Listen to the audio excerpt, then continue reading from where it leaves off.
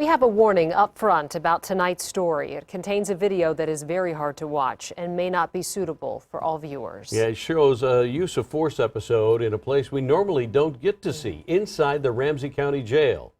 Here's Tom Lydon of the Fox 9 investigators. In just 3 days, a Ramsey County corrections officer will resign after spending the last 2 years on paid leave.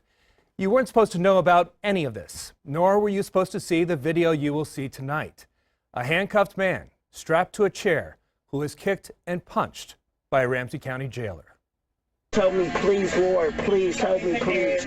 When it comes to the use of force, it's all about where you start the frame. I can't breathe. I can't breathe out my nose. The moments you see and the seconds you don't. In the Sally Port of the Ramsey County Jail, You ain't seen excessive force before. a handcuffed man will be kicked and then punched. Please don't kill me. Please don't kill me. I'm sorry. And it's all captured on video from start to finish. It was torture. That's what I felt like, torture. Bravo 786.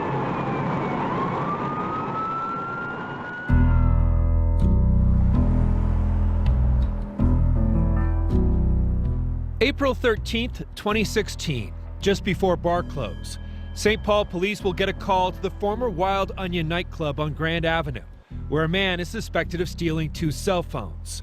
In the parking lot, police arrest 24-year-old Terrell Wilson. He's 5'7", 180 pounds, but nothing about this arrest will go easy. He will be dragged to the squad car and pepper sprayed. Why you got my face? Why you got my face? Wilson will complain repeatedly that he can't breathe. Please, Lord. Ah! Help me! I can't breathe. Okay, I'm good. Okay, I can't breathe. The St. Paul officers radio ahead to the Ramsey County Jail that they're dropping off an uncooperative suspect. We don't care about us black people. We don't care about us black people. When the squad pulls into the Sally Port, 6 jailers are there waiting.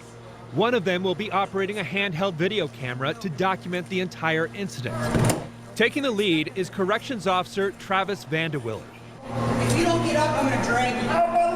As he slowly gets out of the squad, Wilson is still spitting out pepper spray. A spit guard will be placed over his mouth. Wilson is on the ground, still handcuffed behind his back, his pants below his knees. Sit back up on the chair. The 5 deputies will have their hands full getting him strapped into a transport chair, a device they'll later admit they were unfamiliar with. Wilson is asked repeatedly to sit back in the chair, yet he's handcuffed behind his back. Now, watch Officer Vandewille.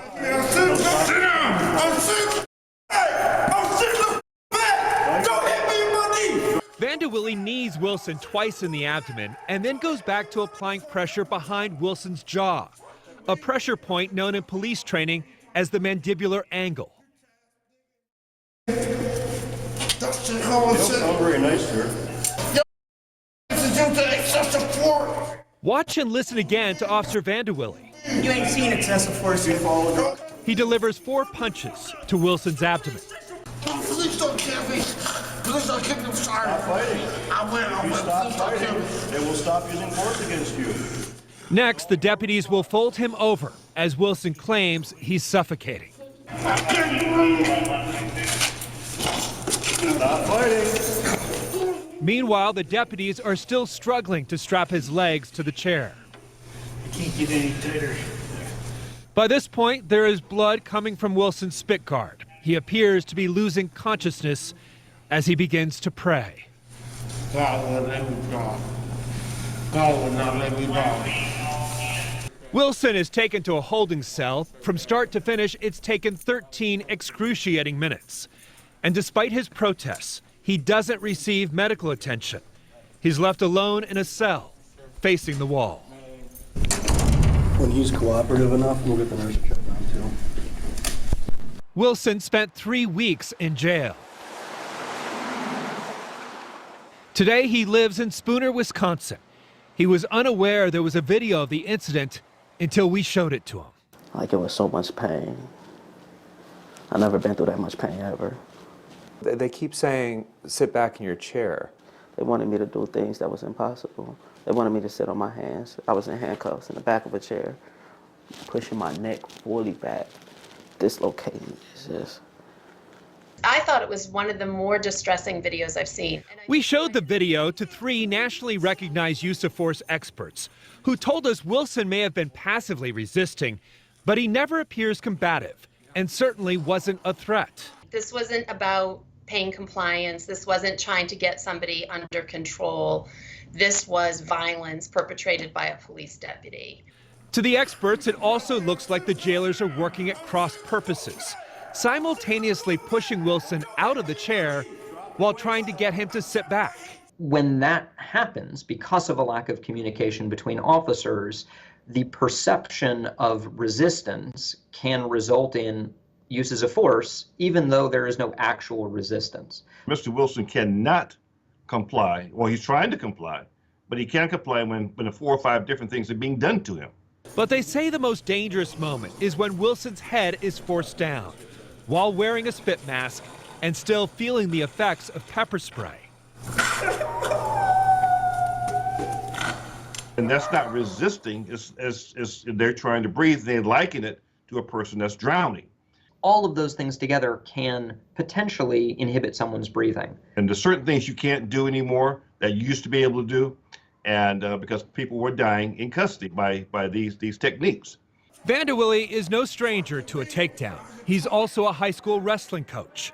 And for the last 2 years, he's been on paid administrative leave from the Ramsey County Sheriff's Office, collecting $121,000 in salary. Through an attorney, he declined to comment for this story. This case has dragged on for nearly 3 years. It's been the hot potato pass from one sheriff to another. The incident itself actually happened under Sheriff Matt Bostrom.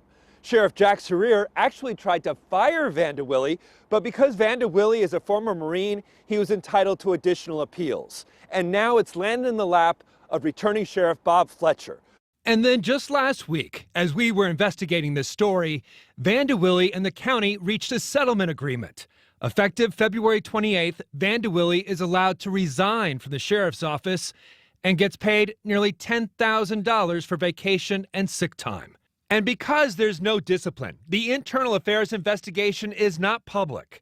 But there was an outside criminal investigation. And from that, we learned of a confidential memorandum written by a supervisor recommending counseling for Officer Vanderwilly, and that Vanderwilly admits the pain compliance methods he was using was the cause of Wilson raising his hips up in his chair. Vanderwilly refused to cooperate with the criminal investigation. Having these rights in mind, you wish to talk to us now? No. Okay. Fair enough. But some of the other officers said they would not have struck Wilson. I think the biggest problem that you have when you start getting in a striking is the fact that he was handcuffed. Okay. That's just my personal opinion. Is that why you didn't strike him? Correct. Okay. Prosecutors declined to file felony charges of assault or public misconduct against Vanderwilly because they couldn't prove substantial bodily harm beyond a reasonable doubt. Vanderwilly was eventually charged with 5th-degree assault, a misdemeanor. In court documents, his attorney argued Vanderwilly's protected under state law because the correctional officer may enforce obedience and discipline, and that the pain compliance and pressure points were consistent with his training in how to handle an unruly and disobedient inmate. The case was plea bargained to disorderly conduct, a misdemeanor. Vanderwilly paid a $150 fine. As for Terrell Wilson, he is still on probation for the cell phones he denies ever stealing. He moved to Spooner, Wisconsin, he says, to get away from the Twin Cities, and an experience so traumatizing, he's vowed never to end up in jail again. But in a weird way, it was a blessing. Where I could have lost my life and never been there for my son or my daughter. The things that really mattered. So it was an eye-opener, but at the same time, it was horrible. It was horrible. The experts we talked to were shocked that no other officers or supervisors stepped in. They say the message that sends is this may somehow be standard operating procedure. In a statement tonight, Sheriff Fletcher touches on that. He writes, The events captured on video from 3 years ago are extremely disturbing to me and other members of the Ramsey County Sheriff's Department. The video also demonstrated failed supervision and poor training. The supervisor present and all employees witnessing these actions had a duty to intervene to stop the assaultive tactics and the use of excessive force. He goes on to say the conduct captured on the video will not be tolerated under my watch.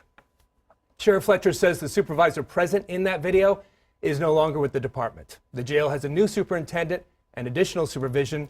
Fletcher, who just became sheriff again in January, says he's also reviewed and improved their training protocols. Tom, back up just a little bit. Why was this officer allowed to resign without discipline? And in the end, who made that decision? You know, it gets a little complicated, as you imagine. A lot of things in this story are complicated. The county attorney's office hired outside counsel to negotiate the deal. Several people had to sign off on this. Under the Minnesota Veterans Preference Act, he was entitled to a hearing with an arbiter. I am told the risk here was an arbiter could look at that video, look at the training manual, and still somehow side with the officer. It has happened before. Then the sheriff's department would be stuck with him, and that was a risk I'm told they simply did not want to take. By the way, we have a lot more on this story over at the Fox 9 app. We have the entire video. We also have a minute-by-minute analysis from our experts of what went wrong here.